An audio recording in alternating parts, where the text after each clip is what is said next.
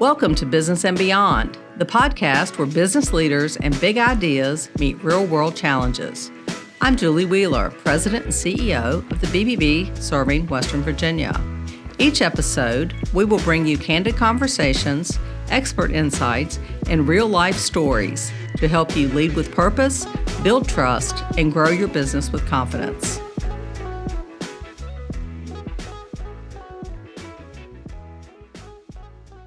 Hello, and thank you for joining us. I'm Julie Wheeler, President and CEO of the BBB serving Western Virginia. On this episode, we dive into the power of community involvement and how showing up locally can make a lasting difference. Joining me today is Alan Lawrence, General Manager of the Salem Ridge Yaks. Alan, thank you for being here. We got you obviously have this code cracked on how to be involved in the community, so we're going to draw on all your expertise. First of all, tell us, how did you become involved with the Salem ball team? Yeah, I was working for the team when I was in high school and part of college, and when I graduated, I went to North Cross High School here in town and graduated from Elon College in North Carolina. When I graduated from Elon, I was working for a marketing firm that I liked the job okay, but it wasn't what I wanted to do. So My dad told me all about a job fair at the baseball winter meetings, which happened to be in Boston. So in December of 2001, he and I drove up to Boston, and I participated in this job fair and interviewed with a number of different minor league and major league baseball teams, and felt like that the best opportunity was for me to come back here. So I came back came back home and did an internship with the Salem Avalanche at the time. Interestingly enough, at the end of my internship, they didn't have a job for me. So I worked for the Roanoke Dazzle, which was the NBDL basketball team. Wow, okay. At the time, and I worked for them for a very short time. Right. Luckily, I didn't have to burn any bridges going back to the team because the two teams worked closely together. So They kind of orchestrated my trade back to the baseball team, kind of behind the scenes. And I ended up going back to and working for the team as the director of food and beverage, and just I've done just about every job at the ballpark in some way or another, and just kind of worked my way up. How long have you been general manager? In 2019, I was the interim general manager after our GM at the time left for a job in NASCAR 3 games into our season. So I finished out that year, and then the interim tag was removed in October. So my first full year as GM was 2020. Which didn't go so well. Yes, yeah, okay. But it's been great. We've got a great staff, and they make me look a lot better than I really am. Well, we all need that, for That's sure. Right. Yeah. Well, obviously you love baseball. It's been a love since you were a kid, I guess. Yep, it has. Yeah, neat. Well, so you've been here a long time. You're committed to our community, obviously committed to your franchise.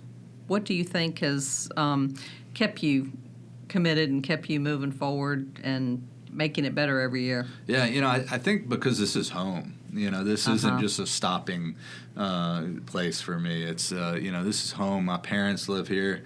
My sister and her family live here. My family is now here. I got 2 kids that are in the school systems here, Sure. And this is home for me. And this is where I want to be. This is where I grew up. This is where I want to be. I know a lot of people in the community, and so I feel like I feel a certain sense of responsibility to make sure that as a business we're doing things the right way. Nice. And because I just know too many people that could, if we're not doing it correctly, they would certainly let me know that. Well, absolutely. But you're kind of an exception in professional sports, aren't you? Don't people tend to move around a lot? People jump around a lot. It's there's just not a lot of sports teams across the country when you really think about it. There's only 120 affiliated minor league baseball teams, and so I tell people that are looking to break into this industry, that reach out to me and, hey, how do I get a job? Well, we've got 15 jobs with the Ridge Yaks, and the hockey team, the Rally Yard Dogs, they might have 6 or 7 or 8 positions. Right. So if you're not one of those 22, 23 Sure. people, now you have to move. The next Right. closest baseball team's in Lynchburg, and then the next closest one after that's in Greensboro, North Carolina. And so you really have to be willing to move, and a lot of that starts at a young age. Once you establish a family, that becomes harder. Sure. But again, getting your foot in the door is probably the toughest thing. We've had people from all over the country come and work for us. Eventually, they want to move back closer to home, and so as a result, they're always looking for an teams, opening, sure. that have openings that are closer to getting them back home. Well, okay, so you've been in the area forever. You've been a part of this organization for 25 years. How have you seen the community change? How have you seen, the whole Roanoke Valley, Salem, Southwest Virginia, as you watch it, as it relates, obviously, to baseball, but also just how has it changed as far as how you have had to adapt? Yeah, I think in a lot of ways it's we've probably stayed the same in many ways, but yeah, certainly a lot of changes in 25 years, right? I mean, just the world has changed. I think from a business side, the thing that's the biggest difference from when I started with the team in 2002 versus today is just technology has changed so much. We used to print all of our tickets, and while we still print some, a lot of them are digital. Social media has certainly changed the game. The difference in marketing, the way that you market your business now is so much different than how you did it 25 years ago, and a lot of that's through social media and digital technology, sending text messages to your cell phone. That wasn't a thing. No. Cell phones weren't a thing. Even emails. Email was barely a thing. Right.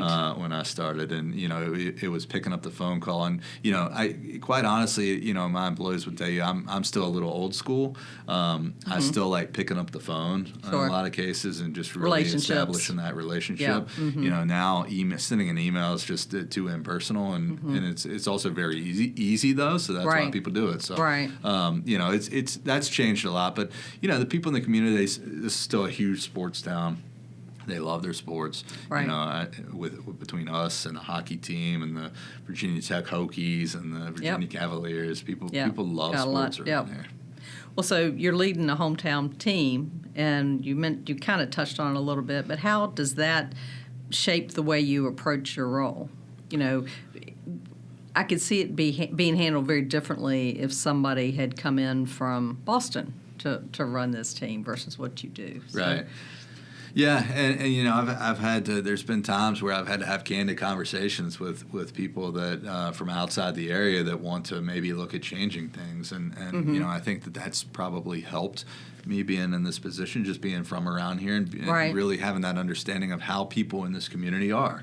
That people like those relationships around here. They like talking to people, right? So, I know we can all relate to having a 10-minute conversation with somebody, and really at the end of that conversation, you don't know anything that you didn't know 10 minutes ago. They just want to talk. They want to be heard. Right. And so, I understand that, and I think that gives me an advantage to maybe somebody from a bigger city that comes in here that's a lot faster paced, can't relate to that. Yeah, we're always, we've done some work with businesses that are in different Northeast or other where they do talk really fast and they want action. We're like, to be successful here, you really have to slow it down and listen and hear. So do you work a lot with the Red Sox? I mean, do they have a kind of a management of all their minor league teams? Yeah, so they used to. The Red Sox used to own us. The Red Sox bought us in 2009, and they sold the team in March of 2023 to a company called Diamond Baseball Holdings, and DBH owns now 48 minor league baseball teams. Wow, so they own a third. Of the 120. Okay. Yeah, so they own a lot of teams, and that's been great because now we can share ideas with these other teams. But yeah, for a long time, the Red Sox, they were our managing partner, so everything kind of went through them. Right. And we are still affiliated with the Boston Red Sox. So from on the field, all the players are still sent to us by the Boston Red Sox, and all Right. the players are employed by the Boston Red Sox. Okay, so the holding company that has 48, so y'all have some loose relationship there, and Yeah, okay. they're our boss, Mm-hmm. and we any business decisions, we might run through them. The on the field is all Boston. Okay, So they don't have anything to do with stuff on the field, but it's all the business side of things. right. Well, so are you involved in a lot of organizations, or just or interact with? Yeah, I interact with a lot of them. Okay. We have weekly or biweekly calls with all the executive level team from all these other teams, just sharing ideas, and that's kind of the beauty of Yes, minor league yeah, baseball. that's nice. Coke and Pepsi are never going to share ideas. But we work in an industry where it's very common to share Right. best practices. We do the same thing. Yeah, and 'cause- it's very helpful. Right, because absolutely. what works here might not work somewhere else, but at the same time, It we might. might find something that works very well in another market that could, work well here too. Right. Yeah, it's pretty cool. So we've had a baseball team since 1955, professional level baseball team. Do you know how it started? Do you know the history? I know. I probably don't know it as well as I should, but Okay. I know a little bit about it. Okay. We weren't initially in the Carolina League, but now we're still a part of the same league that we joined back in the late '60s. Wow. Okay. When we joined the Carolina League, but we used to play just down the street. Yes. At what's now Kiwanis Field. People just call it the old ballpark. Yep. Our ballpark's 30 years old, but it's nice that one's still standing because they think ours is the new ballpark. But that ballpark is still in use. They still play high school games and travel baseball games at that ballpark. So I grew up going to games there with my dad, and so it's been cool to see a transition over to our current ballpark. Well, and Salem's done a nice job. I mean, building that location and that whole facility. Yeah. Is We're lucky to have nice what we have, support. for sure. Yeah, absolutely, because it is a great facility. It is. No question. Well, so how do you see your role as a general manager of the a professional sports team as far as supporting the community in the Roanoke Valley? Yeah, I see us as just an important pillar in this community. I tell our staff and our game day employees all the time. I say, we're fortunate that when people come out to the ballpark, they really want to be here. They're probably not having a bad day. Right. People that go to restaurants, you could have a horrible day, but you still need to go to the grocery store. You still might need to go out to eat. You still need to get gas in your car. But if you've had a horrible day, you're probably not coming to a baseball game. And so, we're fortunate that people that walk through our gates, they all want to be there. They've all had a pretty good day. They want to be there. Right. So, we see ourselves, we want to make sure they continue having a good day. And so we try and put on the best form of entertainment that we can, but also to people like out. So we have a great relationship with a lot of nonprofits in the area. There's a lot of fundraising opportunities that come from either volunteering at the ballpark, working in concession stands, but we're involved with everything. Whether it's just donating things for silent auctions out in the community, we love to be involved with that. We really see ourselves as an important part of the community, and we want to try and help out anybody that we can. Do you have any core community initiatives? Yeah, you're most proud of? Yeah, I mean, we've done, we again work with a lot of youth teams,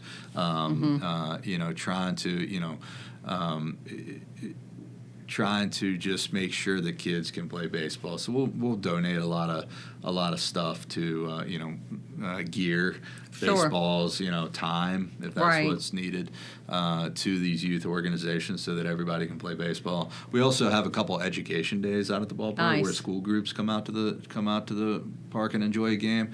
And through some of our relationships with other community partners, we provide tickets to those that can't afford them.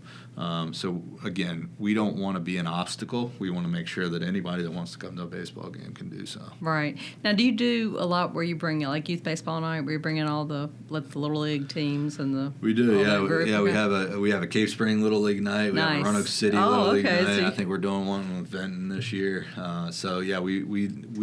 love getting kids out to the ballpark. Hey, they're the future. They are. They are, absolutely. You got to keep building that love of the game. That's right. Super important. Yep. Well, how do you measure your impact? I don't know that there's a real system that we have, so to speak. But I think just people tell us all the time how important we are to the community, and truthfully, that means more than anything that we could put down on paper. Right. We track how many things we donate over the course of the year and kind of what that value is, and it's a tremendous amount. But we want to help people raise money for their organization. We want to help them be recognized. A lot of times, it's not about raising money, right? It's just they want to get recognition and awareness for their organization. Sure. So we don't charge those people to come out to the ballpark. We say, hey, come out to the ballpark. If it's distributing information that you need to do, then do that. If we can help by running things on our video board over the PA system, if we can help do that in any way, please let us help. Come out to the ball. If we can send players to sign autographs or send our mascot to make an appearance and take pictures with kids or whatever, then those are things that we like to do. How do you balance your business growth and success with the mission-driven, community building? Yeah, I think they're tied together, right? I mean, I agree. Yeah, I think it's hard to measure, right? But I think I'm convinced, and I tell our staff that if we do the right thing, then people are going to do the right thing for us, and they're going to come out and support us. They're going to come out and buy tickets. And right. Again, for us, it's not always all about the dollar, right? We are a business, so we need to need to generate some revenue, but it's important to be a part of the community. So if it's giving complimentary tickets for a group of kids to come out that could not otherwise come out to a game, then that's what we want to do. We want to expose them to our product, and who knows, maybe 5, 10, 15 years from now that they'll come back to the ballpark and they'll be able to do the same thing for another group of kids. So it's all about getting people in the ballpark. Right. And that's a great facility, and let it be used for stuff other than baseball? We do, yeah, and we have a lot of stuff. We try to do stuff year round, and certainly in the fall and winter months, it's maybe 1 or 2 events a month. But most of those are free to the public because again, we just want to get people in. We have a Halloween event where kids can come out and trick or treat, and we have a couple thousand people that come out to that. And we do movie nights on the video board where people can sit in the outfield and watch a movie. We had Banana Ball last year, which was a huge success. Huge success, and it brought a lot of awareness to this area. I think in a lot of ways it put Salem on the map. There were a lot of people from outside the market that came, and because it's so hard to get tickets. They entered the lottery to get tickets. They got them, and they traveled to Salem and stayed in a hotel and ate at our restaurants and came to the game. So. We're always trying to find things like that, other events outside of our 66 home baseball games.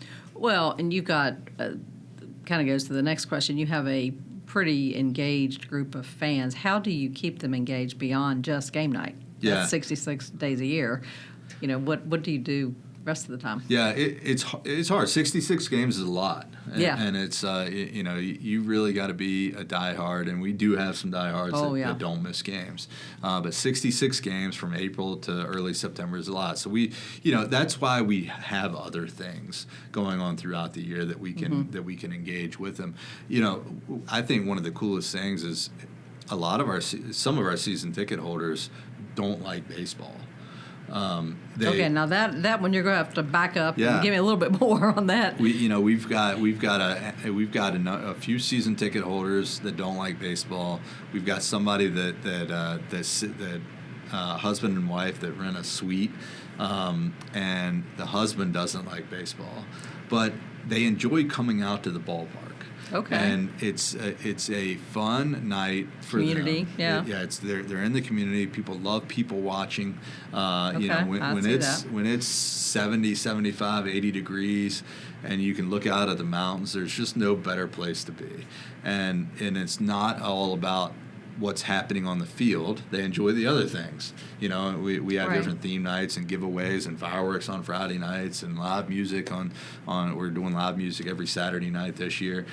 So people love coming for other reasons, and it's just not all about the baseball. So we try and engage them with other ways throughout the whole year that they can come out and enjoy themselves. So you do other events. You're obviously engaged through social media. That's pretty cool. Yeah. Neat stuff. I think it's, in this day and time, we're hit from so many different directions. I think we need some consistency and hear from those that we love and support rather than just during the season. Well, you were just inducted into the Salem Ridge Baseball Hall of Fame. What does that mean to you? It's been great. You know, I joke that they must not have been able to find anybody else because you know, there's a whole lot of deserving people out there. But it's you know, I was certainly appreciated when they told me that I was going to get inducted, and honestly, it's just a credit to our staff. Our staff is great. They make me look good, and you know, it's very rewarding. I never imagined that I would get into any Hall of Fame, so to be inducted into this one is very exciting. Well, it does speak to what you've done for the community, what you've done for the baseball team. I mean, it's a huge honor, but it sounds like very well deserved. Well, thank you. Yeah, it has been an honor, and I was very grateful for the opportunity, and you know, it was you know, my family, you know, was able to come to the induction, and that was a lot of fun. A lot of friends traveled in from outside the area. A lot of people reached out to me that I hadn't heard from in a little while just to say congratulations, and that was was exciting. Yeah, absolutely. Well, so in this 25-year career, what stands out? Give me some of your top 5. Yeah, wow, that, you know, it would be hard. I've met so many great players, you know, from just a baseball fan standpoint. Sure.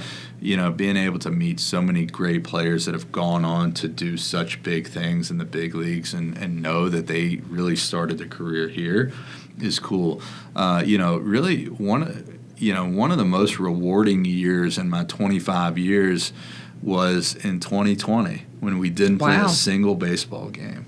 That was my first kind of full-time year as general manager, and it was tough, right? You know, the unknown of, are we going to play games, and then we find out that we're not. Right. And that was tough, you know, from a budgeting standpoint. You budget to sell all these tickets, and then you don't sell any.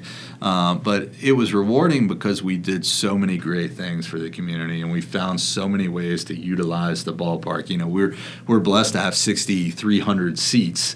And, you know, so we had a different set of restrictions on us because of our size than a small venue had. So we were able to open up our ballpark. We had 2 funerals at our ballpark. Oh, wow. You know, we had a firefighter and a police officer that passed away. And, of course, because of their jobs, they had so many people that wanted to come out and support the family, and they weren't able to do that at a funeral home.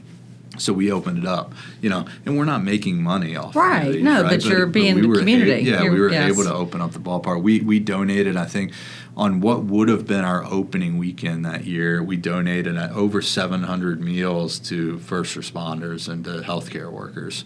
And it was our staff that was we were the cooks, you know, because we couldn't afford to pay hourly employees, so we had our full-time staff. Fortunately, we were able to retain all of our full-time staff. We didn't have to lay anybody off. I was extremely proud of that. Yes. But we donated a lot of meals. We got really involved in the community.